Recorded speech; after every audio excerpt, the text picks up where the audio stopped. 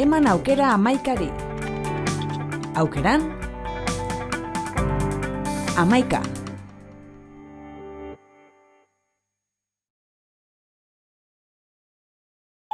Venga, agur. Fijatu altzea, komuneko moketa horrien. Hoi bai, AC, wifi, puska. Nik etxean berdina zakat. Bai? Bai, Euskaltelekoa.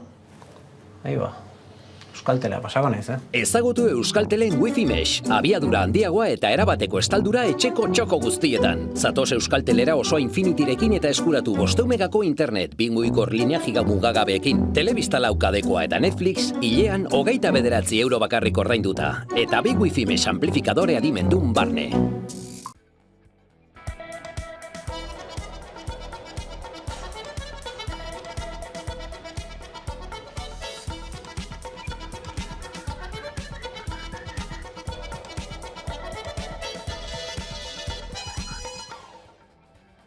Hemezortzi hilabeteren ostean, COVID-19 kontrako murrizketarik gabeko garaia hasiko da bihar, Araban, Bizkaian eta Gipuzkoan. Inigo Urkullu lehendakariak bertan bera utzi du osasun larrialdi egoera eta labia deseginda. Bihartik aurrera bertan bera geldituko dira izurriaren aurkako neurri zorrotzenak.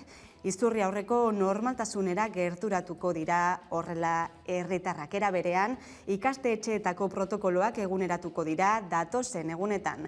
Oraindik ere, hori bai, maskararen erabilera nahitaezkoa izango da leku itxietan eta pertsonen artean metro terdiko distantzia mantentzerik ez den kasuetan eta espazio itxietako edukiera 180 mantenduko da.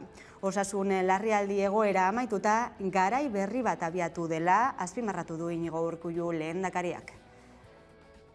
Prest gaude, garai berri bat hasteko.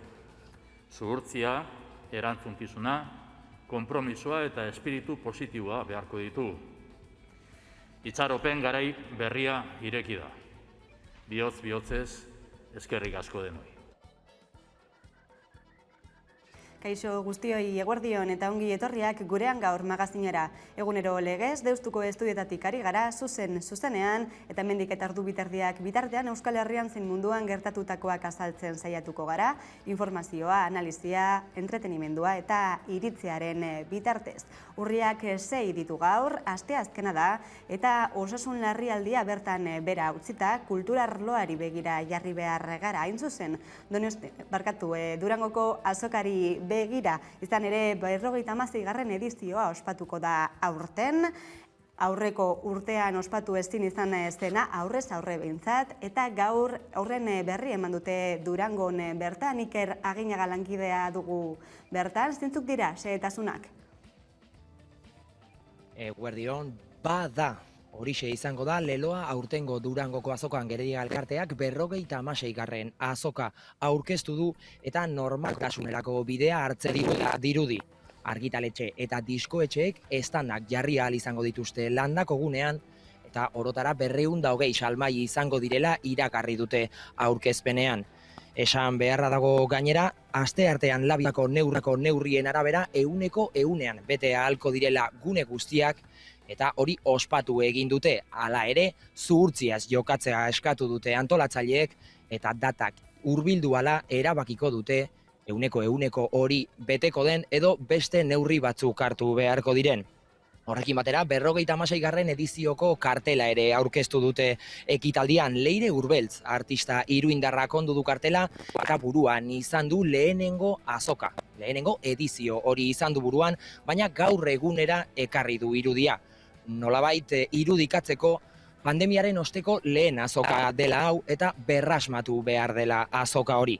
Azoka badela, aldarrikatu du Nerea Mujika Gerediaga elkarteko buruak eta azokarekin berarekin batera bestelako gune guztiak ere ateak irekiko dituztela. Itzuliko dira erakusmaiak, itzuliko dira korridoreak, itzuliko dira ahotzenea, irudienea, kabia, sagu ganbara eta esenatokia. Eta itzuliko dira sortzaileak, argitaletxeak, diskoetxeak, zein autoekoizleak. Eta itzuliko dira, hori espero dugu jakina, nola ez, kulturzaleak. Beraz, esan duzun bezalaxe, Iker, aurten aurrez aurrekoa bermatuta izango da Durangoko azoka horretan, hala ere online edizioa edo onlineko salmenta ere bermatuta izango da, uztartuko egingo da aurrez aurrekoarekin. Bai, iazko ikasita aurten saltoki ez gain, bertako saltoki ez gain, internet bidezko salmenta ere bermatuko du Gerediaga elkarteak. Horretarako, azoka online hori abenduaren 3-tik 7 ospatuko da. Hau da, bertakoa edo aurrez aurrekoa, baino egun bat arinago hasi eta bukatuko da. Halaber, areto nagusiko eta hotxeneako ekitaldiak sare bidez ere streaming bidez ikusia ahal izango dira durangokazoka.eus webgunearen bitartez eta bi mundu horiek elkartuko dituztela azaldu du Nerea Mujikak. Aurtengoa, bikoitza, bi aurpegi izango ditu azokak, digitala eta aurrez aurrekoa. Iazko esperientziari jarraipena emanez, norberaren etxetik azokaz gozatzeko aukera ere izango da. Bai, azokako produktuak online dendan eskuragarri egongo dira eta streamingez azokako areto nagusiko ekitaldiak eta hotzeneako zuzenekoak ere jarraitu ahal izango dira. Iragan urteko etenaren ostean Durangoko azokak presentzialtasuna berreskuratuko du bere 56. ediziorako. Hala iragarria zuen Gerediaga elkarteak irailetik eta hala berretsi du Durangoko landako gunean bertan egindako aurkezpen prentsaurrekoan. Egoera epidemiologikoaren bilakaerari so egon dira antolatzaileak eta horrek baldintzatuko du aurtengo azoka, noski. Hala ere, apustua egitea erabaki dutela azaldu du elkarteak eta urteroko sortzaile eta kulturzaleen arteko harremanak berreskuratu nahi dituztela. Salmai fisikoek bat egingo dute iaz martxan jarritako interneteko salmentarekin. Eta hain zuzen joan den urteko edizioa bukatu berritan Nerea Mujikak Gerediaga elkarteko lehendakariak adierazitako asmoa berretsi du orain elkarteak, presentzialtasuna berreskuratzearena alegia. Horretarako, irailaren 19 arte izan zuten argitaletxeek izen emateko aukera. Azoka bera, abenduaren 3-tik 8 garatuko da Durangoko landako gunean zein sarean. Era berean, Iker ahotsenera ere itzuliko dira udazkeneko ohiko zitak. Hala da, ahotsenea itzuliko da, ahotsenearekin batera bestelako guneak ere itzuliko dira, eta horretarako sortzaileek izena eman beharko dute. Hain zuzen, ostiralean zabalduko da epe hori, ostiralean goizeko 9:00 aurrera izen eman ahalko dute sortzaileek, eta beraz, badirudi azoka badatorrela, 56. azoka hori badatorrela, eta normaltasunerako bidea hartuko duela. Eskerrik asko Iker Aginaga Durangotik. Eskerrik asko zuei. Eta bestelako lerroburuak ere utzi ditu egunak. Berriro ere argindarraren prezioak goia joko du asteazken honetan 200 eta 28 euro megabat orduko. Ordurik garestiena gaueko 9:00 10:00 bitartekoa izango da. Ordu tarte horretan 260 euro ordainduko baita megabat ordua. Merkeen aldiz arratsaldeko 4:00 5:00 bitartekoa izango da.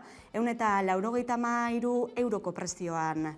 Europako zati handi bat ere eragiten dion igoera da, besteak beste nazioarteko merkatuetan gazak izan duen garestitzearen ondorioa. Horren aurrean elektrizitatearen prezioa gazaren preziotik bereizteko aukera aipatu zuen atzo Ursula von der Leyen, Europako batzordeko presidenteak. Eta egoera honen aurrean ostiralerako itzalaldi elektriko masibora eta kazola jotzera deitu du deskonektatu.eus plataformak. Mikel Otero kidea izan da bart gakoak saioan. Bueno, danetatik egin du, ezta? Guri iruditzen zaigu Espainiako gobernuak askoz ere gehiago egin zezakela. Egia da neurri batzuk interesgarriak izan daitezkela, hau da kontsumitzaile zaurgarrienei babesa edo eskaini zaie, luzatu zaie babesa, argindarra mozteko epe hori 4 hilabetetik 10 hilabetetara, edo enkanteak eta subastak aurreratzeko pauso batzuk eman ditu, interesgarria dira, baina gehien bat interesgarriena izan daiteken neurria da, irabazi ilegitimoak edo diren horiek enpresa handiak oligopolio elektrikoa jasotzen dituen irabazi horiek hidroelektrikatik edo nuklearretik CO2 ordaindu gabe eta gasaren prezioa ordaindu gabe, baina gero eskuratzen dute argindarraren preziorik altuena, eta horri eskua sartzea erabaki zitzaion, 2.500 milioi euro inguru irabazia jeisteko saiakera egin zen, eta hor etorri da elektrika handiek deklaratu dioten gerra hori, ezta. Beraz, iruditzen zaigu, neurriak orokorrean norabidea nahiko ona izan dutela, baina egia da askoz ere gehiago egin behar zuela, askoz ere esku sartze eta hartze gehiago egin behar zuela gobernuak. Eta beste gai batzuei helduta atzo argitaratu zen Espainiako gobernuak herri batasunako kidei bombak bidali zizkiela, azaleratutako dokumentu batean, beste Espainiar hedabideak argitaratutako informazio horren harira. Hala ere, albisteak ez du oihartzunik izan Espainiar instituzioen artean, eta horren aurrean Euskal Herria Bilduk azalpenak eskatu dizkie Corcuera eta Marlaska ministroei. Udane Arbeo. ABC egunkariak argitara eman duenez, Felipe Gonzálezen gobernuko Jose Luis Corcuera ministroaren aginduz, bomba gutunak bidali zizkien herri batasunako hainbat kideri. Tartean legoke 1989an Jose Antonio Cardosa postaria errenterian hil zuen bomba. Antoni Asunción, Espainiako barne ministro ohiak, CSIC Espainiako inteligentzia zerbitzuko orduko zuzendari Emilio Alonso Manglanorekin bilkura izan zuen 1994an. Han izandako hizketaldiak grabatu egin zuten eta edukiaren zati bat argitara eman zuen atzo ABC egunkariak. Berriketaldian Asuncionek zera esaten dio Manglanori. Corcuera ministroak HBko zenbait kideri bombak bidali zizkiola postaz eta pertsona bat hil zela horren ondorioz. Aipamena 1989an errenterian hil zen Jose Antonio Cardosa postariari buruzkoa da. Cardosari eskutan lehertu zitzaion Ildefonso Salazar, HBko kidearentzat zen gutun bomba. Honez gain HBko beste zenbait militanteri ere bidali zizkieten lehergaiak, eta orain ABCek dio Felipe Gonzálezen gobernuak bomba hauen ardura etari leporatu ziola arreta desbideratzeko. Asuncionen esanetan gobernuan ezin ikusiarena egin zuten estatu eta instituzioak defendatu behar zituztelako. Atzo argitara emandako informazioaren inguruan, Espainiako Kongresuan premiazko azalpenak emateko eskatu zien EH Bilduk Corcuerari eta Fernando Grande Marlaska egungo Espainiako barne ministroari. Y lo que sí choca es el tremendo silencio que hubo ayer por parte de las autoridades, por parte del gobierno, que nadie dijo nada cuando se está señalando a un ministro del Interior del Gobierno de España como responsable de actos de carácter terrorista y que llevaron en definitiva a la muerte de una persona como fue un cartero en Errenteria en el año 1989. Gaineratu urte hauetan estatu terrorismoa ez ikertzez gain, gertatutakoa ezkutatu eta edozein ikerketa oztopatzen saiatu direla, eta honako hau ez dela kasu isolatu bat. Nabarmendu du gerra zikinaren kapitulu gehiago daudela argitzeko. Bestalde, Madrilen PSOEk eta Unidas Podemosek akordioa erdietzi dute, alokairuen prezioa nolabait mugatzeko etxebizitzaren legea onartzeko. Lege honen bitartez, 250 euroko diru laguntza. Bonua jarriko dute martxan alokairua ordaintzeko 18 eta 35 urtekoen artean. Hala ere, erkidego bakoitzak izango du eskumena, bonu hori martxan jarri ala ez erabakitzeko. Bitartean, prezioak mugatzeko privilegio fiskalak kenduko dizkiete jabe handiei eta txikiei prezioa izosteko neurriak hartuko dituzte. Eta bitartean urriaren 13an datorren astean Bilbon atxurin familia bat etxetik bota nahi du Santander Bankuak. Bilboko maizterren sindikatuak elkartaratzea egin du hori zalatzeko. Aiara de Urreta. Datorren asteazkenean urriaren 13an Bilboko atxuri auzoko familia bat etxegabetuko duten. Hala, maizterrak sindikatuak bart arratsaldean elkarretaratzea egin du.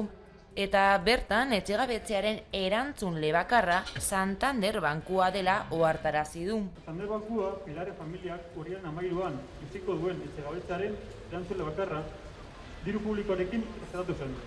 Hipoteka ezin ordaintzeagatik familiei etxebizitzek desjabetzen zizkien bitartean. Horrez gain, sindikatuak salatu du Santander Bankuak eta gainerako bankuek urteak daramatzatela interes ekonomikoak herritarren bizitzen gainetik jartzen. Santanderrek eta etxebizitzako gainerako patronalak urteak daramatzate beren interes ekonomikoak gure bizitzaren gainetik jartzen. Urteak daramatzate itotzen lau hormen artean lo egin ahal izateko. Urteak daramatzate prekaritate existentzialera bizi segurtasunik ezera eta bizi garen bizitzetatik kanporatuak izateko beldurrera kondenatzen.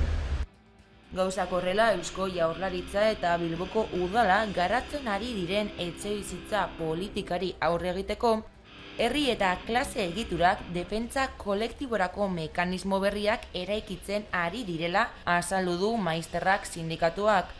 Gainera, hilaren 13an auzo elkartasunez etxegabetzea geldituko dutela berretsi du sindikatuak. Eta Frantziako Eliza Katolikoaren baitan sistematikoki eginiko sexu abusuak kalera egin dute, kalera irten dira, txosten baten bitarte zein zuzen 300 eta 30.000 haur izan dira sexu gehiegikerien biktima, 1950 eta 50 eta 2000 urteen bitartean. Baionako Elizbarrutian gutxienez 25 adingabek jasan dituzte sexu abusuak urte horien artean. Maite Ubiria kazetariak analizia egin du bart gakoak saioan. Izan behar da, hau dala, oain arte pederastiari buruz egin den txostenik handiena, gutxienez Elizari dagokiona. Badira pare bat urte, hasi zen ikerketa sakon horretan, 6.500 lekukotasun bildu dituzte, hau da, nolabait kanpo lan edo ikerketa zabala egin dute, eta benetan emaitzak ikaragarriak dire. Orain arte egiten ziren estimazioak, aipatzen ziren 10.000 kasu inguru egon zitezkela, baina gaur jakenera ziren txosten horrek erakusten duna, batzorde independente batek egindako txosten horrek erakusten duna da, arazo asko zabalduagoa zegoela, sakanagoa zela, eta batez ere nik nabarmenduko nuke txosten horra aipatzen dela Elizak zer nolako jarrera eskasa agertu duen ikerketa horren aurrean. Hau da, berez ez dituztela neurri eraginkorrak hartu, ez biktimak entzuteko, ez da arazoari erantzun bat emateko. Beste gai batzuei helduta 12 migratzaile atxilotu dituzte astelehenean Bilboko portutik atera zen ontzi batean. Espainiako gobernuaren ordezkaritzak azaldu duenez, haizerrotak egiteko hodiak garraiatzen zituen kamioi batean eskutatuta sartu ziren Bilboko portuan. Polizoietako 2 ontzia itsaszabalean zegoenean antzeman zituzten, Ferrolerako bidearen erdian. Barkuak buelta eman zuen eta Bilboko portura iritsi zirenean topatu zituen poliziak gainerako migratzaileak. Poliziak Bilboko portuan duen komisariara eraman zituzten guztiak eta horietako 2 kanporatzeko espedientea ireki diete. Estatutik irteteko agindua baitzuten, besteek bertan segitzeko baimena dute. Eta gaur epaitu dute Joseba Alvarez militante donostiarra kale saltzaile baten atxiloketan udaltzaingoaren lana oztopatu izana leporatuta. Musa deituriko kale saltzaile bat atxilotzen ari ziren poliziak eta beste auzotar batzuekin batera bertaratu zen Alvarez ingurura duela 3 urte. Salaketaren arabera, Donostiako udaltzaingoaren jarduna trabatu zuen Alvarezek. Eta hain zuzen migrazioari buruzko mintegia egingo da bihar urriaren 7an, Bizkaia aretoan zehar Euskadik antolatuta, erbeste izan ginen, babes gara bidaia bat Mexiko eta Euskal Herrian barna izenburupean. Euskal Herriak dituen erronkei buruz hitz egingo du Anaitz Agirrek, Irungo Harrera Zaharrerako kideak, pantaiaren beste aldean dugu, eguerdion. Eguerdion eta eskerrik asko. Zein izango da, zeri buruz hitz egingo duzu biharko hitzaldian? Zein izango da gaia? Bueno, batez ere aurkeztuko dut ni Irungo Harrera Sareko kide bezala etorriko naiz eta pixka bat saiatuko naiz azaltzen zergatik gauden, zergatik existitzen garen, ze gertatzen den Bidasoaldean, horren aurrean guk Irungo Harrera bezala zer pentsatzen dugun eta zer proposatzen dugun, gure lana eta egoera batez ere migranteek hemen pasabide honetan aurkitzen duten egoera eta ze erantzunen baten zaion bai instituziotik, bai gizarte zibiletik. Izan ere, arazoa gertatzen da Irunen, hor pilatzen baitira migratzaile asko, aurrera egin ezinik, nola egin aurre ez, egoera honi, horixe da galdera gakoetako bat? Bai, kontua da azkenean hori dela egoera, ez? Frantziako estatuak muga itxi du, ez dio jendeari bere proiektu migratorioarekin jarraitzeko inongo biderik ematen, ez dituzte nahi, ez die pasoa ematen, ondorioz hor ditugu kanporaketa arrazistak eta sistematikoak, eta hor gertatzen da orduan ditugula hemen Irunen jendea, bere bidaia jarraitu nahian, baina ezin dutela. Hor sartzen da gure aldeko administrazioaren harrera plana eta guk hor ikusten duguna harrera hori nahiko eskasa dela, harrera bat egiten da, noski, baino jende askori etzaio iristen, hemen personen triaje bat, aukeraketa bat egiten da, eta ez dugu ahaztu behar, hemen dagoena da, personak egoera oso zaurgarrian, poliziak jazarriak, inongo eskubiderik aitortzen ez zaizkienak, eta horren aurrean ezin duguna da guk gure instituzioetatik triaje bat egin, eta esan zuk bai badaukazu aukera 3 egun gure artean egoteko aterpe batean, baina zuk ez nik jartzen ditudan kriterio hauek betetzen ez dituzulako. Ez da harrera azkenean egiten daukagun errealitatearen arabera, baizik eta daude kriterio batzuk, ezarriak orain dela 3 urte gutxienez, mugitu ez direnak, migrazioaren errealitatea aldatzen doa lege arrazistek nolabait eraginda, jendearen egoera aldatzen doa, eta horri etzaio erantzuten. Ordun, horren aurrean, harrera egiten da, bai, egiten da behar den harrera, ez, hor sartzen da Irungo harrera sarea. Baita ere ezin dugu ahaztu, egoera honen atzean dagoena dela atzerritarren lege hori, ezta? Baina hala ere euskal erakundetatik, euskal agintariek badute margena zeo zer egiteko honen aurrean, zeo zer aldatzeko. Bai, noski guk hori da esaten duguna, ezin duguna da ezkutatu gure eskumenen atzean. Esanez nik hemen ez daukat zereginik beti egin daiteke zeo zer. Esaten badigute ez eske Europak hau ezartzen du, eske estatuak hau ezartzen du, eta guk ordun hemen gure inguruan ez daukagu zereginik. Ez da egia, beti egin daiteke zeo zer, gainera ikusi dugu egin daitekela, baliabideak baditugu, eta balin baditugu beste maila batzuetan Europan, Espainiako Estatuko Kongresuan balin baditugu gure ordezkariak, ziur nolabait ere politika egin daitekela eta beste zeo zer egin daitekela, eta guk herritik hasita beste modu batean ere gauzak egin daitezke. Hori argi daukagu. Borondate politikoa balin badago, harrera asko hobetu daiteke, esan gabe Europa da. Horrela hitz egiten dugunean da, esatea bezala, zerua da, urruti dago, ez gara iristen, ez dugu zereginik, ez da egia. Mezu horrekin geldituko gara, Naitze Agirre, eskerrik asko gurean izatagatik. Mila esker zuei. Eta gai aldatuko dugu, hain zuzen osasun mentalari begira jarriko gara, izan ere, UNICEFek kaleratutako txosten batek agerian utzi du pandemiak areagotu egin dituela, bai gaztetxoen eta bai nerabeen buruko nahasmenduak mundu osoan zehar. Garazi Barriuso, UNICEF Euskal Herriko komunikazio arduradunarekin bat egingo dugu jarraian, txostenan biltzen diren horiek zehetzeko, eguerdion ongi etorri? Kaixo, eguerdion. Zein da txostenak azaleratzen duen argazkia, zeintzuk dira datuak?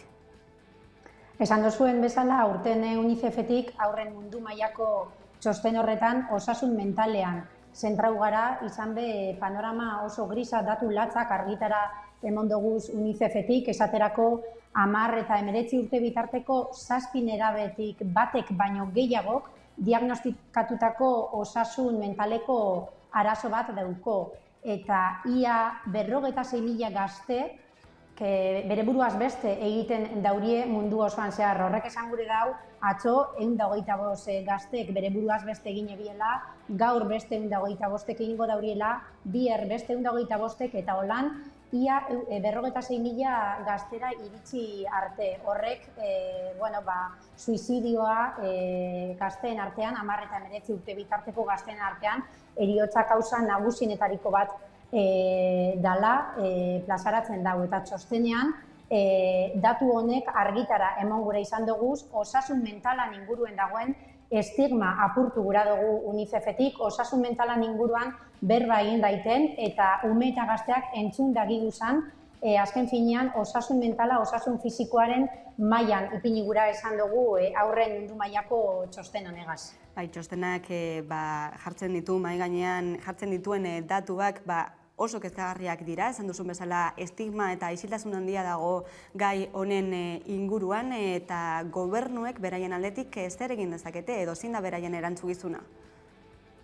UNICEF-etik gobernu eta bai sektore pribatu zein publikoko aliatuei eskatzen dut zieguna da inbertsio gehiago egin daiten, izan be mundu mailan osasun arlora bideratzen den aurrekontutik 2% baino ez da bideratzen osasun mentalera. Horrek esan gure dau, ondino osasun mentala ez dagoela osasun fisikoaren parean eta uste dugu ongizatea lortzeko bai umeen erabe eta gizarte orokorrean ongizatea lortzeko emozioa eta arrazoia gara, burua eta bihotza gara, beraz, osasun fisikoa eta osasun mentala be parean egon behar dire eta gobernueri eskatzen dutzeguna da inbertsioak areagotzea, osasun mentala gehiago kontutan eukitea, mai gainean dagoen gain bat izan daitela eta honen inguruko politika eta estrategia bat aurrera eroan ahal izatea, umeen ongizate emozionala zaintzeko, arazoak aurre ikusteko eta batez be esan dozun moduan estigma horregaz apurtu eta isiltasunean edo bigarren plano baten dagoen osasun mental horren inguruan berba egin eta irtenbide espezifikoak emon ahal izatea. Aurrekontuak areagotu ala, erraminta gehiago bebai eukin ahal izango duguz osasun mentalari irtenbideak ipinteko, datu latz honekaz amaitzeko. Hala izan dadila, Garazi Barriuso, eskerrik asko gurean izateagatik. Eskerrik asko zebori.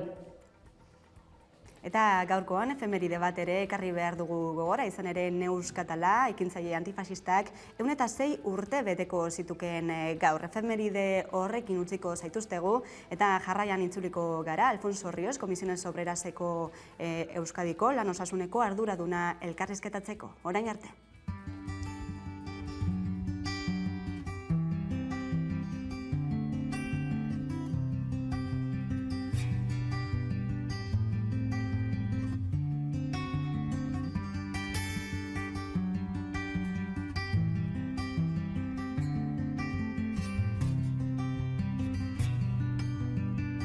El meu pare era un home molt revolucionari. I ja des de petita a mi em va inculcar, sense imposar-se, em va inculcar unes idees, sempre inconscientment se'm va fer una consciència revolucionària.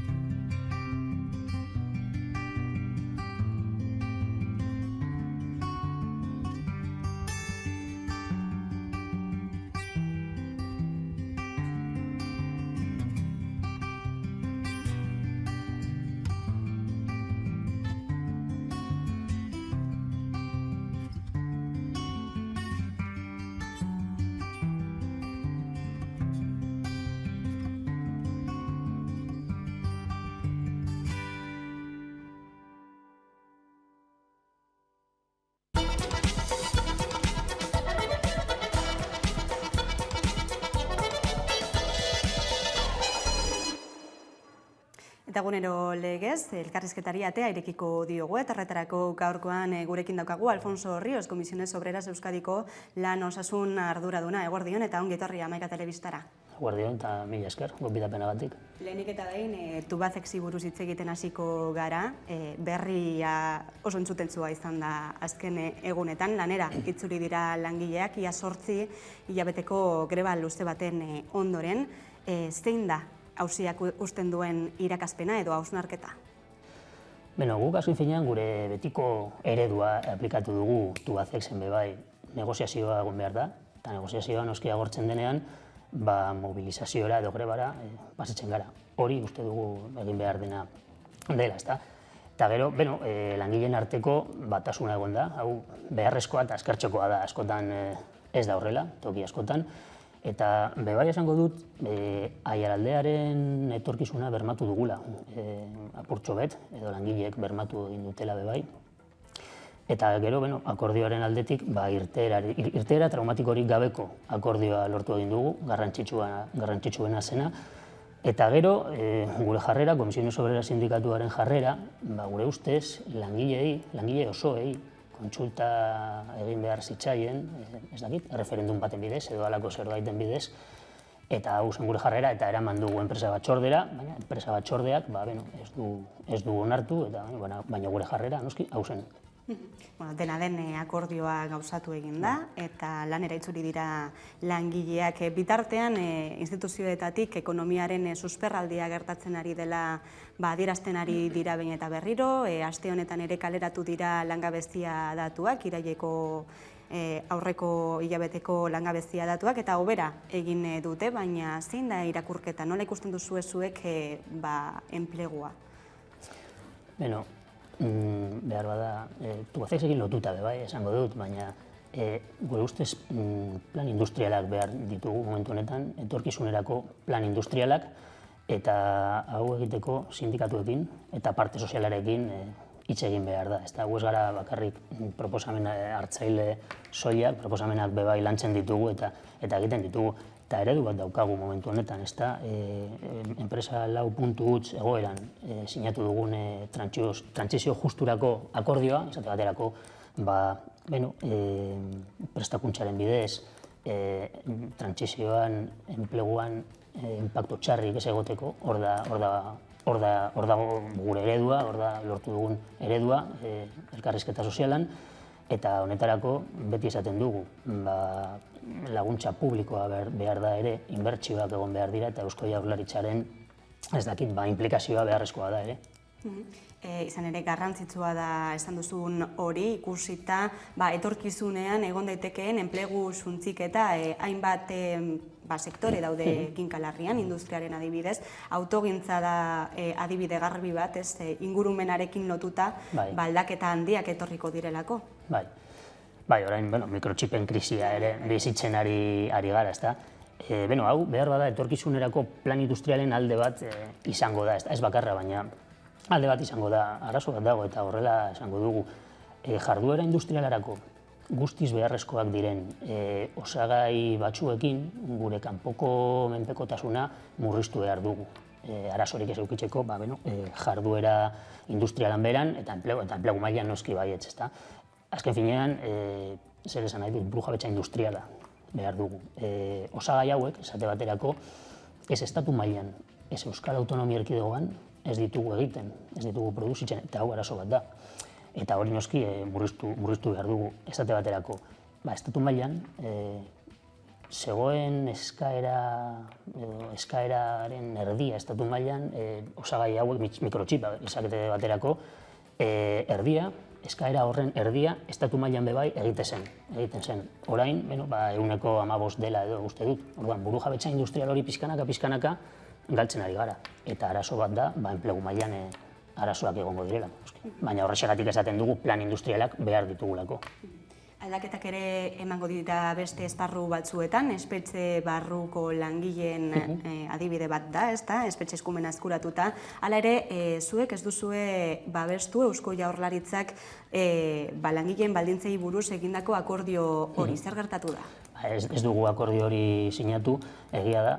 Eusko Jaurlaritzak akordioa sinatu 2 urte eta geroago, bakarrik denboraldi horretan bermatzen zituen orain arte egon diren lan baldintzak. Guretzat arazo bat izan da, eta gainera arazo larriago bat dago. Eusko Jaurlaritzak ez du esaten ze espetxe eredua nahi duen. Komunikabideetan bai esaten duela, baina langileekin honi buruz ez du hitz egiten, enpresa batzordearekin ez du hitz egiten honi buruz, eta ez dakigu zer nahi duen. Eta noski, ziurgabetasuna handia sortarazten du langileen artean, eta ezin izan diogu babesik eman akordio hori. Pandemia alde batera uzten ari garen honetan, badirudi neurriak altxatuko direla baita ere, zeo zer argi gelditu baldin bada azken urtean izan da zaintzaren eta publikotasunaren garrantzi hori, ezta?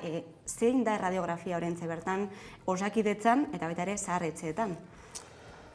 Zaharretxeetan esate baterako askotan esan dugu, beste eredu bat behar dugu. Momentu honetan privatizazioaren ereduan gaude, eta hau da Eusko Jaurlaritzak bultzatzen ari den eredua, eta eredu honetan zer gertatzen da, diruaren zati bat ez du zaintzekin lotura, ez du zaintzekin zerikusirik. Zerekin du zerikusia, enpresa pribatu baten etekinekin. Eta hori, arazo bat da. Hau, lan baldintz txarragoak sortarazten ditu, eta beste aldetik, langile gehiago kontratatu behar dira, zehar egoitzetan, bai, baina eredu aldatu bai. Eta Osakidetzan, uztailan sinatu zen, estatu mailan, behin-behinekotasuna murrizteko akordioa, orain aplikatu behar da, eta garrantzitsuena, Eusko Jaurlaritzak esan dezala, zenbat lanpostu atera behar diren ope batean. Bitartean, oraindik ere Euskal Herrian 12.000 pertsona baino gehiago jarraitzen dute ERTE batean, aldi baterako erregulazio espediente baten barruan. Momentuz otsailaren amaierara arte luzatuko dira. Zein da zuen balorazioa?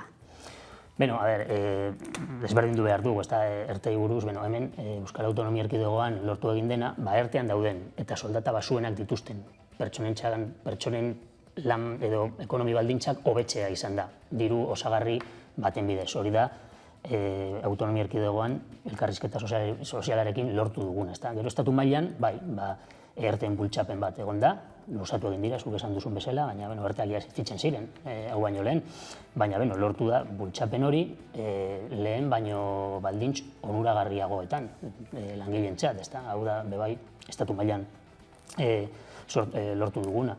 Gero, enplegua ez suntsitzeko tresna bat izan dira, enplegua mantentzeko, ERTEi esker, zuk aipatu dituzun 12.000 baino gehiago pertsona, askoz gehiago izan dira, pandemian zehar, eta ERTEi esker izango ez balitz, behar bada, kale gorrian egongo lirateke. Beti, eta gainera, krisialdi asko bizi egin ditugu ja. Krisialdi guztietan, barneko produktu gordinak, PIB erderaz deritzoguna, beti jaizten da, eta enpleguaren suntxiketa beti parekoa da ere. Krisialdi honetan, hau ez da gertatu, enpleguaren suntxiketa atxetik egon da, murriztuagoa egon da, eta esan behar dut, zorionez, hau ERTEi esker izan da. Hala ere ikusi dugu baita ere nola auzitegi batzuek atzera bota dituzten ERTE batzuk, ezta? ITPren kasua, Petronorren kasua, zeren isla da hori? ERTEak enplegua mantentzeko tresna dira, zailtasunak dituzten enpresetan. Hau horrela esan behar dugu, baina enpresa batzuk kosteak murrizteko bakarrik egiten dituzte ERTEak. Orduan epaitegiek etortzen dira eta esaten dute oinarririk ez daudela ERTEak egiteko, ezta? Petronor aipatu duzu, PCB bai, esango genuke gauza bera gertatu dela, Petronor esate baterako. Petronor, Repsol taldekoa da. Repsol taldeak, pandemiaren aurretik, baina onura gehiago eduki ditu 2021 urteko lehenengo seilekoan, diru gehiago irabazi dute. Eta arte bat egin nahi zuten, orduan epaitegiek etorri dira, baina nora zoazte, zertan ari zarete, ez dago oinarririk hau egiteko. Pentsioen erreforma ere, mahai gainean da Madrilen, eskribaren hitzak entzun genituen aurreko astean, ez den eskultura aldaketa bat beharrezkoa zela, adin gehiagorekin lanean jarraitzeko, zer deritzo zuen?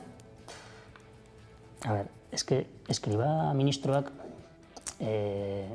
elkarrizketa sozialerako mahaietan esaten ez diren gauzei buruzko adierazpenekin ez da zirriztatzen den lehenengo aldia. hau hasi baino lehen esan behar dugu. Gure ustez gobernuak arazo behar bada nahiko larria dauka ministro honekin.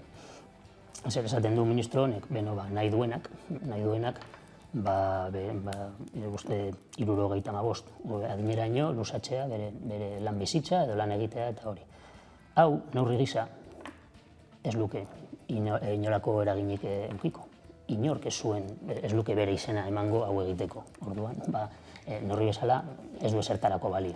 Momentu honetan, zertan ari gara, 2013 garren urteko pentsioen erreformaren gai kaltegarrienak indargabetu egin ditugu, sostengarritasunaren faktorea kendu egin da, pentsioak KPI-ren bidez errebalorizatuko dira, eta hau, ikusiko dugu urtarrilean bataz besteko pentsioa 25 euro igoko da. Eta, hau, igoera hau, ez dugu inoiz euki, hau ez da inoiz gertatu. Eta hau, Komisiones Obreras sindikatuak lortutako akordioari esker izango da. Eta negoziazioari esker, baina baita mobilizazioari esker. Eta hori urtarrilean ikusiko dugu. Baita ere, oraindik pendiente gelditzen den beste gauza bat da, lan erreformaren indargabetze hori Yolanda Díazek baieztatu du, egingo dela. Bai, eske Espainiar gobernuak bebai Europarekin hartu du konpromiso hori, lan legedi berri bat edukiko dugu, eta gure ustez, ez lan erreformaren, lan erreformen bidirelako, gai kaltegarrienak bebai indargabetu behar dira, ezta? Elkarrizketa sozialerako mailak irekitak daude, hor lan egiten dugu bebai, helburu horrekin, eta, esan behar dut bebai, gauza uste duguna, edo, hobe esan da, ulergarria den baino gehiago gauza usatzen bada, noski, mobilizazioak prestatuko ditugu bebai, eta orain arte egin dugun bezala pentsioekin edo lanbideen arteko gutxieneko soldatarekin. Lanbide arteko gutxieneko soldata aipatu duzu, 15 euro igoera aurreikusi dute, behintzate urte honetarako, datozen urteetan bataz besteko soldataren 60% igotzeko konpromisoa hartuta, nahikoa izango da kopuru hori? Nik uste dut urte honetarako lortutako akordioa garrantzitsua dela, gure ustez garrantzitsua da, baina ez da akordioaren garrantzitsuena. Zuk esan duzunez, 2022 urtean 1.000 eurotan jarriko da hori lanbideen arteko gutxieneko soldata, eta 2023 urtean 1.050 eurotan jarriko da, ezta? Hau, zuk esan duzun bezala, bataz bestekoaren, bataz besteko soldataren 60% bat da, Europako gutun sozialak. Esaten du, baina ez bakarrik hau. Azkenean, gobernuari aholkuak ematen dizkion adituen taldeak, bebai esaten du. Igoera egon behar dela. Gure ustez, akordio garrantzitsua, etorkizunerako akordioa da, eta akordio garrantzitsua da. Bitartean hainbat esparru, bizitzako hainbat esparru garestitzen doaz. Gaur berriro ere argindarraren prezioak goia jo du, 228 euroan dago megabat ordua. Oligopolio energetikoaren aurrean, zein da bidea? Bai, arazo larria da, eta gainera langileriaren erosteko ahalmenan zerikusirik handia duena. Guk gure proposamena zabaldu egin dugu. Energia merkatuaren eta elektrizitatearen kudeaketa enpresa publiko baten bidez egin behar da. Lehen mailako ondasunei buruz ari gara hitz egiten, eta hau bermatzeko erarik aproposienetariko bat, noski, enpresa publiko bat da. Gauza hauek enpresa pribatuen etekinen menpe egotea, gure ustez ez da ona, eta gure proposamena hau da, beste aldetik hau bai kalean erantzun behar da, pasaden irailak 16an, ekologistak martxan, talde ekologistak eta Bilboko auzokideen federazioak deituta, mobilizazio bat egon zen Bilbon, eta Komisiones Obreras sindikatua hor egon ginen. Bihar, urriak 7an, beste deitzaile berberak manifestaziorako deialdia egin dute 7etan, Iberdrola dorretik abiatuta, Komisiones Obreras sindikatuak gure babes osoa eman diogu mobilizazioari noski eta hor egongo gara. Gaiz aldatuta, lan osasunari dagokionean, hilabetetik hilabetera, lan istripuetan hildakoen zerrenda luzatzen doa, eta gainera errepikatzen dira, prozedurak edo istripu berberak, noiz arte? Bai errepikatzen direla eta beti esaten dugu lan istripuak baldin badaude, enpresariek prebentzio neurriak ezartzen ez dituztelako da, ezta? Eta gainera, zenbait arloetan beldurtzekoa beti da, baina zenbait arloetan bizitzen ari dena sinestezina da. Basogintzan, esate baterako. Jende oso gutxik lan egiten duen sektore bat da, eta aurten 6 langile hil dira. Sinestezina eta beldurtzekoa. Guk askotan esan dugu, lan baldintzak kontrolatzeko tresnak indartu behar dira, osalan eta lan ikuskaritza, batez ere, eta kontrol hau zehatzagoa izan behar da zenbait tokitan. Esate baterako, lan gehiena subkontratatzen duten enpresetan, ezta? Subkontratazioak lan istripuak ekartzen ditu, beti, hori esaten dugu. Eta, beste aldetik, antolakuntza sindikala bebai, bultzatu behar dugu lan zentruetan, hori da gure lana bebai, prebentzio neurrien ezarpenan parte hartzeko eta egoerak salatzeko prebentzio neurriak ezartzen ez badira. Gero baita ere lan osasunarekin lotuta, lakoak dokumentu bat, txosten bat argitaratu berri du, berretxiz, lanaren alorrean martxotik ekainera bitartean erregistratu diren COVID kasuetako asko eman direna lan alorrean bertan, eta berretxi egin du ezta Komisiones Obrerasetik eta beste hainbat sindikatuetetik errepikatzen zenutena baina eta berriro. Bai, guk esaten genuen enpresetan, derrigorrez, enpresariek prebentzio neurriak esarri behar zituztela. Prebentzio neurri horiek genekien guztiok zeintzuk ziren. Gure bizitzako prebentzio neurriak zirelako, pertsonen arteko segurtasun tartea, banakako prebentzio tresnak, maskariak edo nahi duzuena, eta garbitasun neurriak eta hori. Guk zer esaten genuen, zenbait enpresetan, enpresariek hauek ez zutela ondo egiten, zenbait salaketa esarri genituen bebai, lan ikuskaritzan esate baterako, eta orain denborak arrazoia eman, denborak, eta Eusko Jaurlaritzak zuk ondo aipatu duzun bezala, ezta? Triste da. Triste da, baina betiko kontua da, langileek gaixotasunak eukitzea, langileek lan istripuak pairatzea, enpresariek prebentzio neurriak ezartzen ez dutelako, baina betiko kontua da, eta guk jarraituko dugu hau salatzen, noski. Errepasatu ditugu, lan arloko hainbat gai, langabezia, pentsioen erreforma, lan erreforma, prekarietatea, nola aurreikusten duzu udazkena? Guretzat ez da bakarrik udazkenarako kontua, ez da, guk otsailatik daramagu ja mobilizazioetan, hori, pentsioak igotzeko, pentsioen akordioan pentsioak igotzeko, eta lanbideen arteko gutxieneko soldata igotzeko bebai, ez da, eta lehen esan dudana, gure ustez hor dago, orain ikusiko dugu negoziazio honen eta mobilizazioaren bidez zer lortu dena. Pentsioen igoera hau ez dugu inoiz ikusi, hau ez du inoiz inork lortu, ez da, baina lan reformarekin, ikusiko dugu zer gertatzen den, baina behar bada, eta ikusten badugu beharrezkoa dela, mobilizazioak prestatuko ditugu. Guk beti, oin bat kalean daukagu, eta mobilizazioan daukagu, baina beste oina behar bada negoziazioan eukiko dugu. Kaleko borroka esparru horretara bebai eraman behar dugulako. Bide horretan, ELA sindikatuak eta LAB sindikatuak aurreikusi dute urrengo hilabeterako greba orokorrerako deialdia egingo dutela. Zuek horretarako lehentasuna ikusten duzue? Guk grebaren esenatokia ez dugu inoiz baztertzen. Baina ELA eta LAB momentuz gure gana ez dira zuzendu esateko ze proposamenak dituzten edo zertarako dituzten proposamen horiek. Dena den, greba deialdia egingo balute, ez dakigu non landuko edo ez dakigu nora helaraziko edo nora eramango lituzketen bere proposamenak.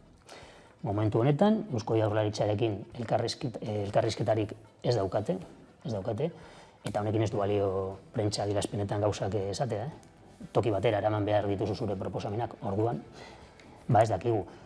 Baina, gure udazken beroa, edo posible den gure udazken beroa azaldu dut lehen zein izango litzateke, baina beraiek ez dute berea nire ustez ondo azaldu. Antolakuntza sindikalaren garrantzia azpimarratu duzu lehenago, arazo guzti hauei aurre egiteko, nola dago Komisiones Obrerasen osasuna? Komisiones Obreras sindikatuaren osasuna ondo dago. Gainera, gaur berri oso on bat eduki dugu, Auzitegi Gorenak esan duelako Zener enpresako Zener enpresak, 75 langile kaleretu nahi zituen, eta Auzitegi Gorenak esan digu kaleratze horiek nuloak direla, baliogabeak direla, orduan, hau gure osasunaren sintoma espero dugu izatea. Alfonso Ríos, Komisiones Obreraseko lan osasunaren arduraduna, eskerrik asko Hamaika Telebistara etortzeagatik. Eskerrik asko zuei.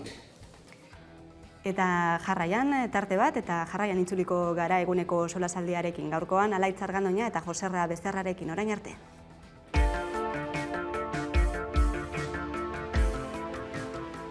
Zuentzako nolako izan da? Imaginatzen dut, enpresa bezala hau dena antolatzea izan etzela eromena, ez da burua uste ikaragarria. Bai, eta gutxi gora bera purtsu bat jarratzen du izate pixka eromena. Zeren neurriak dauden bitartean, nahi ala nola, ez dituzu azkenan zure errekurtso guztiak eskura. Orduan, egon behar zara nahiko estu gauzak antolatzen. Eta, esan duzun bezala, pandemia hau izan da hori, eromena. Estresa, baina monumentala. Eta orduan ezen ekin zeragi. Galdutak ibili ginen denboraldi guztian. Gastuak, oraindik jarraitzen zuten, ez? Bai elektrizitatea, mankomunitateko fakturak, alokairuak, nik gure kasuan, bai mesoneko alokairua jaitsi ziguten edo paralizatu ziguten bertan bera, ez momentuan, beste guztia pagatu behar zen. Orduan egin behar zen, bankuetara joan, dirua eskatzera. Diru hori ez dakizu ez da noiz pagatuko duzun, ez nola, zenbat denboraldian egongo zen itxita, eta guzti hori eramaten zaitu beste estres modu batera. Gure proiektuaren atzetik badaude, beti izen abizenak dituzten ekoizle batzuk ez, eta ekoizle txiki horiek, eta beraiekin lan egitearekin oso harro gaudenak, eta esan genuen, egoera gogorra baldin bada guretzako, beraientzako ere, guazen denda irekia mantentzea, elikaduraren zatia, eta denda online jarri genuen, salmenta garai hartan salmenta pila egin genituen, eta orduz geroztik jendea gelditu zaigu bezero berri bezala.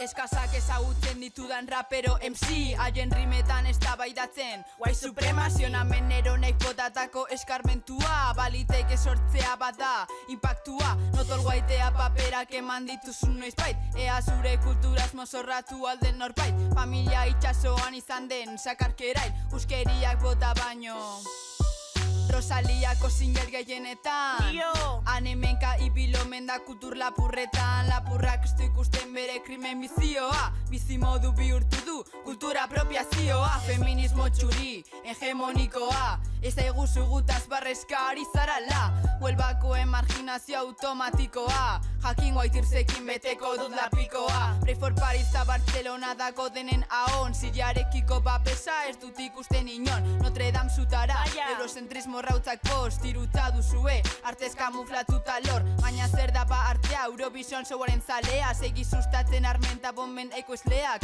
segi iztaramen zetan gana moduko artistoi, zuretzako madrileño. Zara kolono kabroi.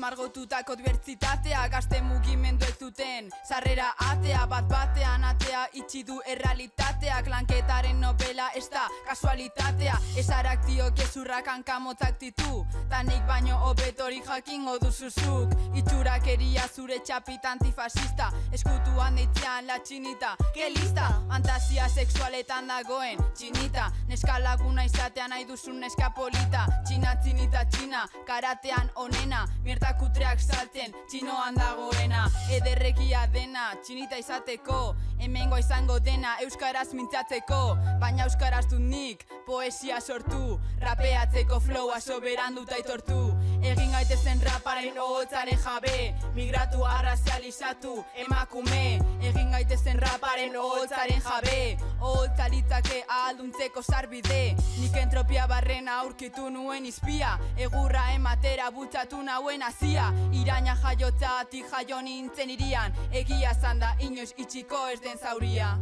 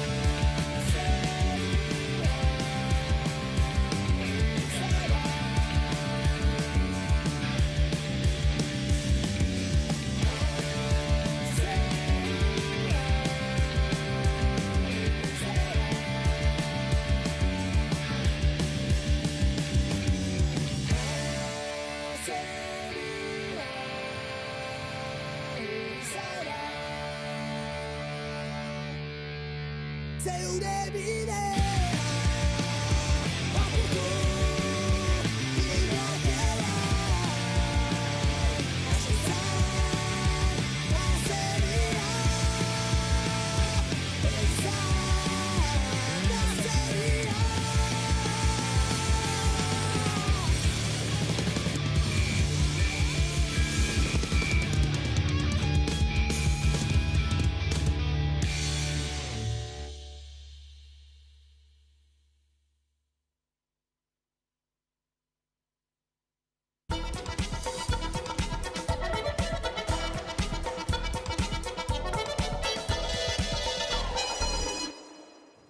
Eta egunero bezala, solasaldiari ekingo diogu, eta horretarako gaurko gonbidatuak dira Alaitz Argandoña, eguerdion. Eguerdion.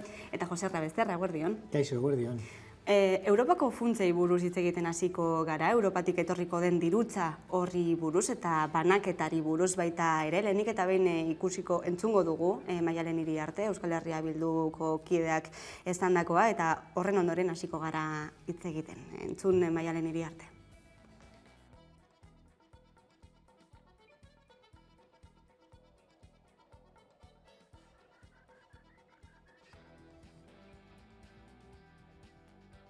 Herria Bildun hasiera-hasieratik esan dugu Next Generation funtsetan asko daukagula jokoan, funts horietatik eratorriko diren inbertsioak herri honetako etorkizuneko garapen ereduaren oinarriak finkatuko dituelako gure ustez, eta Next Generation funtsek eraldaketa sakon baterako palanka izan behar dutela ere behin eta berriro errepikatu dugu. Transizio ekologikoari aurre egiteko alde batetik, transizio digitala erronka sozialen zerbitzura jartzeko bigarrenez, eta hirugarrenez erresilientzia ekonomikoa eta soziala indartuko dituzten estrategiak garatzeko.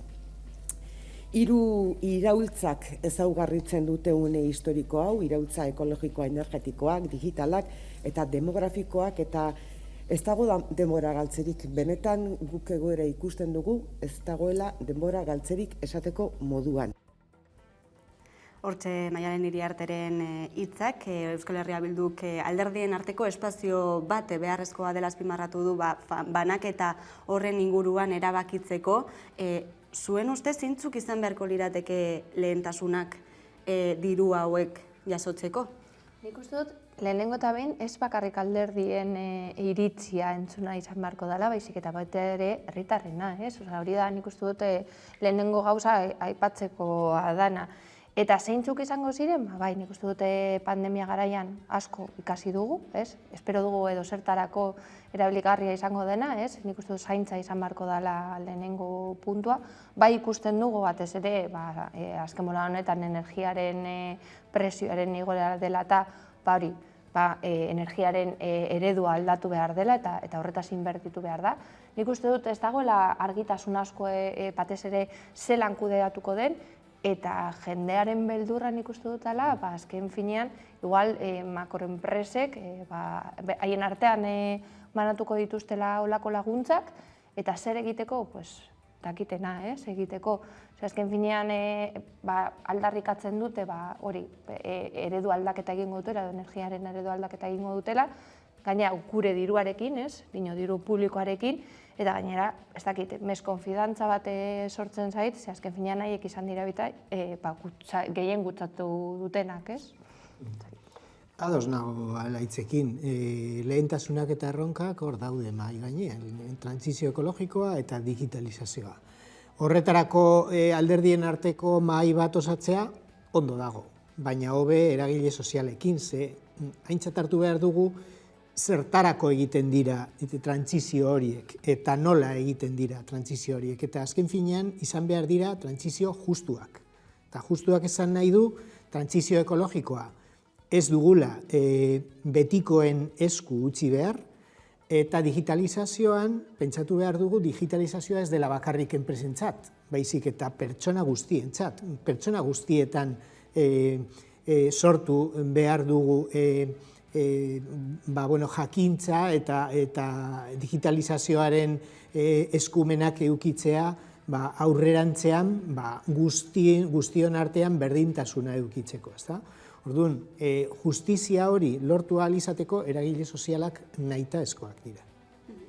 Erronketako bat esan duzu dela trantsizio energetiko hori, gainera gauden egoera ikusita, eta honen arira berriztagarrien gainean eztabaida ere piztu da, ezta? Nola implementatuko dira, zein eratara, energia zertarako eolikoak batez ere sortu dute eztabaida, aurreko astean 2 proiektu eoliko bertan bera gelditu ziren Araban, ingurumen arazoak direla eta edo protokoloak ez dituztelako betetzen, baina enplazamendu berriak bilatzen ari dira, entzun dezagun Arantxa Tapia sailburua. Eta berriz ere oso tentuz eta sakon aztertu beharko dira bi ikuspegitikan. Alde batetikan zenbat energia atera daiteken hortikan, baina batez ere naturari ze kalte egin diezaiokin eta orain egin dugun bezala gure iritzia emango dugu. Baina ez da bakarra izango, noski, oraindikan badaude proiektuak iritsiko direnak. Nola ikusten duzue egoera berriztagarrien gainean piztu den eztabaida honi buruz, non eta nola ezarri da gakoa? Bai, azken finean nik uste dut hor bai dagoela hori ez jakintza bat, batzutan pentsatzen dugu eolikoa dela, onena edo guzkikoa, edo fracking bai sortu edo horretaz hasi ginenean hitz egiten, jendea esaten zu, urarekin baldin bada, igual ondo dago, eolikoak, haizearekin mugitzen baldin bada, ondo. Karo, ez dakigu bai zen olako ondorioak dakarren olako proiektuak edo, ezta? Eta nik uste dute hori Pachamama zaindu behar dela, jakin beharko dugu non ipini, eta nola aurrera eraman olako proiektuak. Eta nik uste dut orokorrean, batez ere oinarrizko jendea, ez dakigu oso ondo, ze nolako ondorioak ekarri aldituen nolako proiektuak, ze azken finean nik hori entzunderakoen ez nuen, eoliko nik beti pintzatu nuen en plan sala ona, hori eguzkiko zera eta haizearekin, eta ez da horrela, gero agertzen dira adituak direnak, aipatzen, ze nolako ingurumena babestu egin beharko dela, kutsadura ere bultzatzen duela, eta hainbat gauza, batez ere eoliko sistemak ipintzerakoan, jartzerakoan. Orduan hor, nik uste dute proiektuak egon beharko direla beste bide batetik, ez dakit beste herrietan daudela hori eguzkiko plakak ipintzen instituzio eraikinetan eta horrekin batez ere, ez dakit, ez ipintzeko olako makroproiektuak guztiontzat, baizik, azken finean, igual ipintzen dute jende gutxien bizi den tokietan, energia sortzeko, hori, hiriburuetan bizi garen nontzat. Odan nik uste dut hori oreka bat mantendu behar dela edo bilatu behar dela. Niretzat, posgarria da entzutea, Tapia sailburua, esanez, alde batetik energia aintzat hartu behar dela eta bestetik ondorioak. Ze orain arte berari eta bestei entzun dieguna da bakarrik esatea energia behar dugula eta kitxo. Orduan, ikuspuntu horretatik aurrera pausu bat eman dugu. Ez da bakarrik energia berria garbia sortzea, baina energia garbia sortzeko ez dugu nahita ez mendietara joan behar. Hirietan, herrietan ere sortzeko modukoak bagara teknologiak hor daude eta ez dugu horretara jo behar energia berriak, garbiak lortu ahal izateko. Geratzen zaiguna da bigarren atala eta da nola sortzen dugu energia eta noren esku uzten dugu energia hori. Eta hori da Tapia sailburuak esan ez duena. Noren mesederako izango dira Arabako parke horiek, 2 bertan bera geratu dira, baina beste 2 geratzen dira eta besteak bezain kaltegarriak dira. Baina Iberdrolak eta Eusko Jaurlaritzak ze topatu dute Araban, nekazal munduan itota daudela eta harto daudela haiek bakarrik gizartearen kalteak jasotzen dituztela eta etekinak enpresen poltsikoetan geratzen dira. Orduan, haiek esan dute ez, hemendik ez duzue jarraituko. Eta hor dago orain eztabaida politikoa Araban eta luzerako izango da. Azken finean nik aldarrikatu nahi duena da, jendearen erantzunaren zain daudela gauzak aldatzeko. Da, zuk esan duzuna, ez? Osa, behin muga jarrita, ez? Herri harresi bate sortuta, ordan esaten dute, bueno, kontzo, igual hemen ezin dugu ipini, guazen beste era batean egiteko, ez? Eta horregatik nik uste dut oso garrantzitsua dela kalera ateratzea eta jendea, hori, aldarrikatzea gure eskubiak zeintzuk diren eta mugak non ipini behar diren. Eta aldarrikatu behar dugu energia guztion esku utzi behar dugula, guztion artean banatzeko energia garbiek sort dezaketen aberastasuna. Energia norentzat, ez? Azken finean hori da galdera nagusia, argi dagoena da energia produkzio oso handia daukagula munduan zehar, eta arazo bat dugula, oraintxe bertan energiarekin, eta galdera da, eolikoekin, berriztagarriekin batera, ez da litzateke beharrezko eraldaketa bat, kultura aldaketa bat, edota energia gutxiago bultzatzea, energia gutxiago gastatzea bultzatzea? Ezke hori da, transizio energetikoaren lehenengo eta derrigorrezko pausua, energia aurreztea. Aurrezten ez badugu gaur egun gastatzen dugun energiaren erena, gainontzeko pausuak hau da berriztagarriak guztion esku jartzea, ez dute zertarako balio eta ez dira nahikoak izango.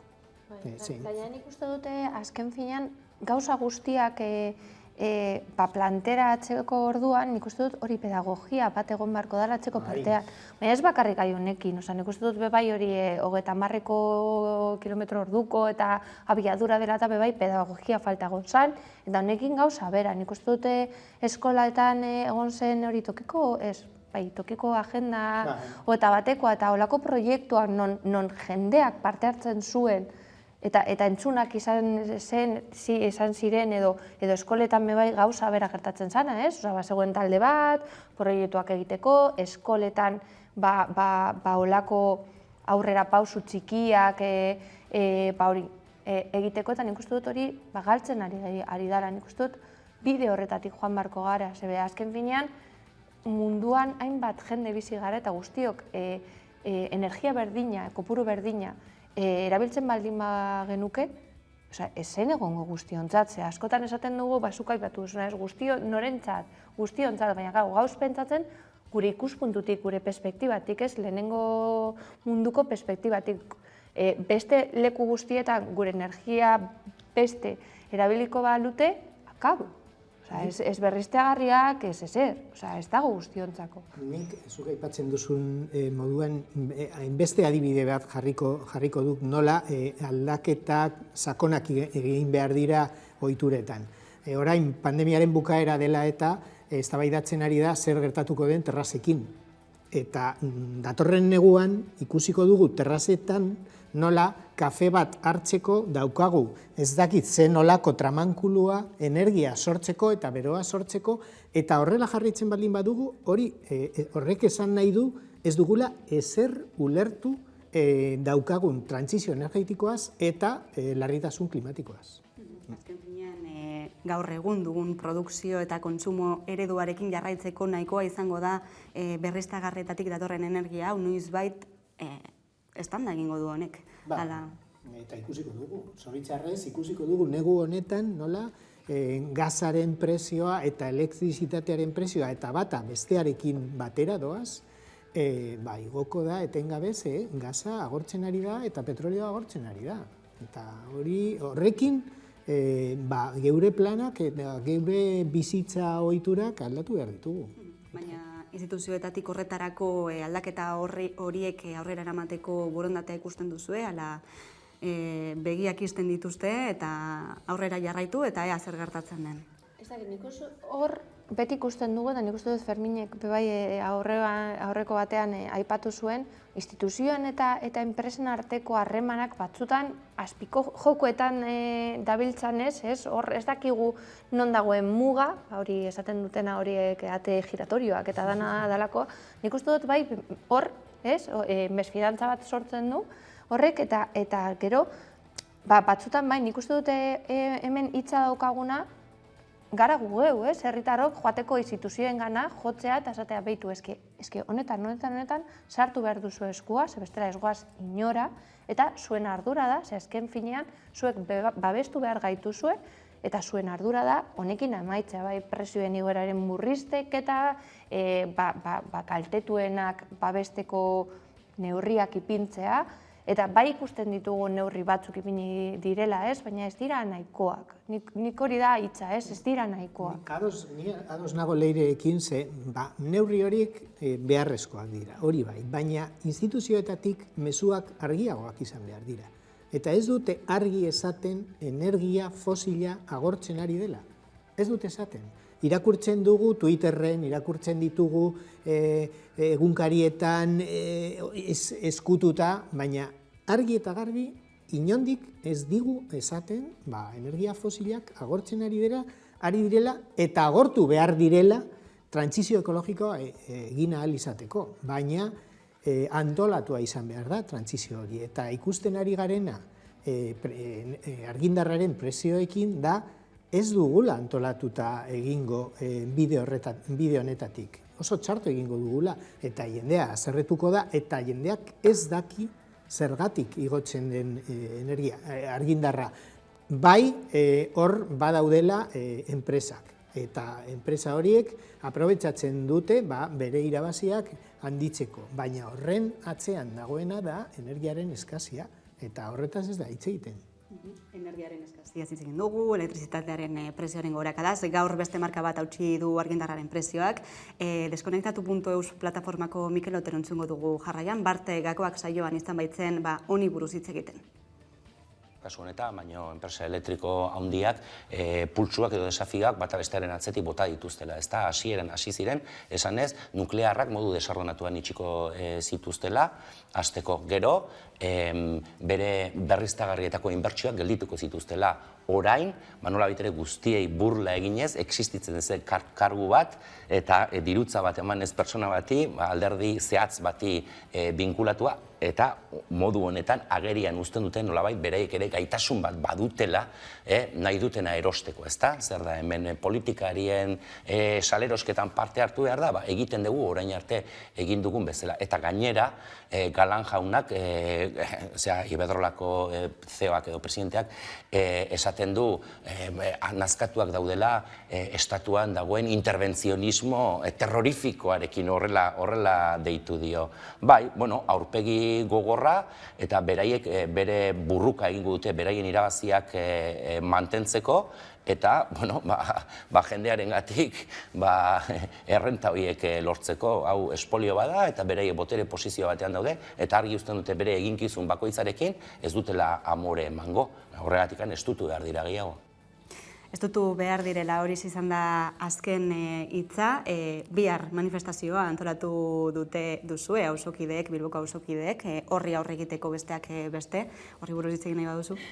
Bai, batez ere, Nimetxoiko jendeari hori joateko, parte hartzeko, izango da arratsaldeko 7etan, Euskadi plazatik abiatuta eta amaituko da Arriagan. Eta da hori auzo elkarteen federazioko proiektu bat, baina bai ekologistak martxakoek antolatuta, eta hainbat kolektibo atxikimendua eman dute.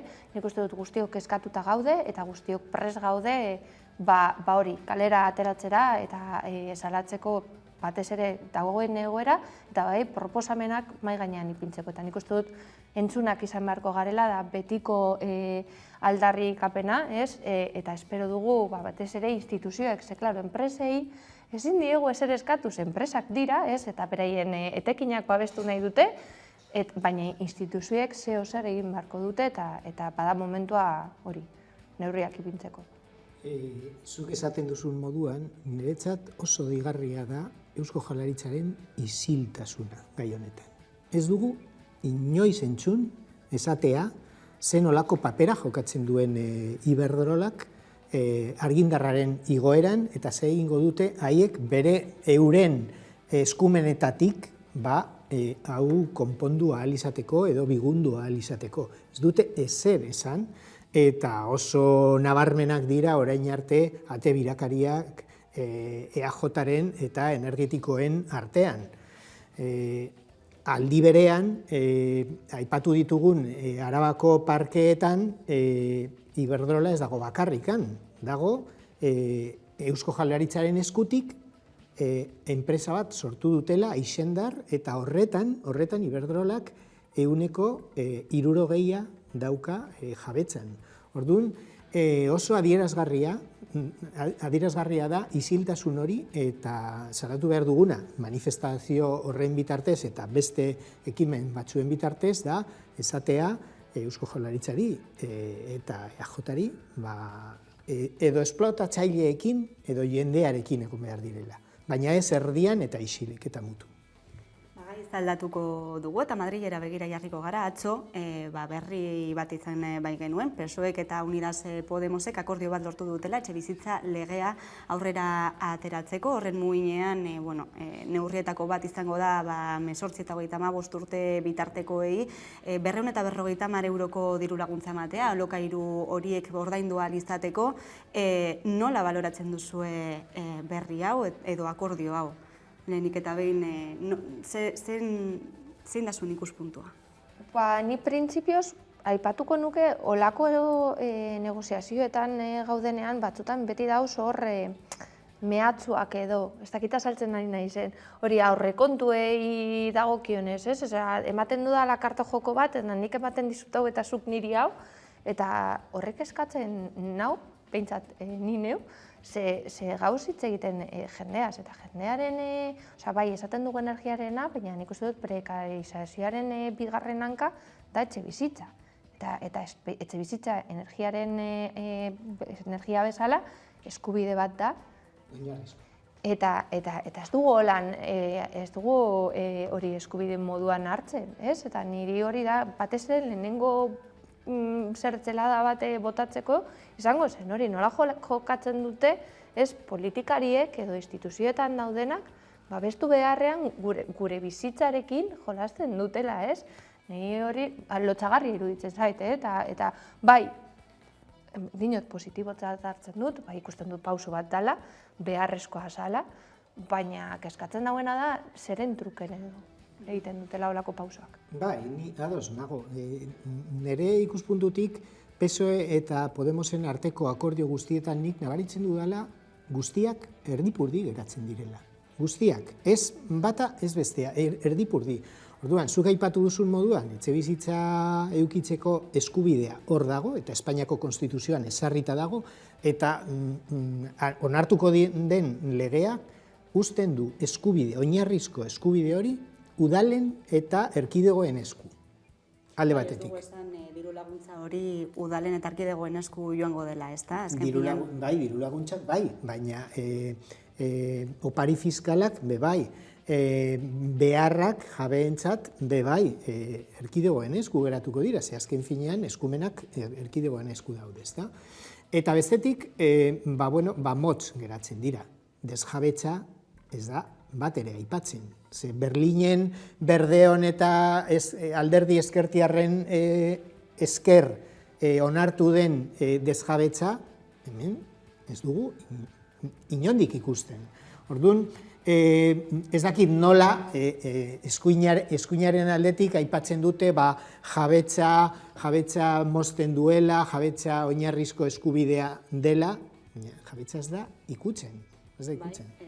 Izan ere diru laguntza honen bitartez, diru berbera jaso ahalko dute, eta era berean beste kritiketako bat da, erroan dagoen arazoa ez dela konponduko, baita ere kezka sortu du orain 250 euro horiek agian igoko dituztela alokairuak, ea hori mugatzeko neurriak egongote diren. Hainbat galdera sorrazi duen lege proiektua ikusiko dugu azkenean nola implementatzen den, denborarik gabe gelditu gara, beraz eskerrik asko etortzeagatik, Alaitz Argandoña eta Joserra Becerra, plazer bat. Eta jarraian eguneko albiste nagusia Carolina Suarez lankidearen eskutik, ondo izan.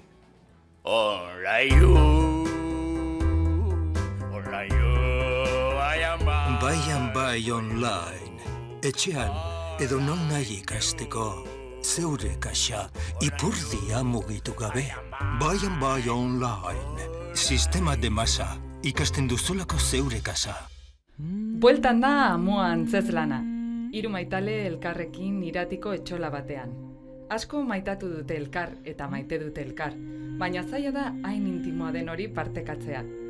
Esklusibotasuna, erromantizismoa, egoa, jabetza, ohitura, kultura eta hezkuntza alde batera uztea. Maitasuna hitz egitea gauza askori buruz hitz egitea da. Maite Larburu eta Ximun eta Manes Futs anaien eskutik, iraiaren 20 aurrera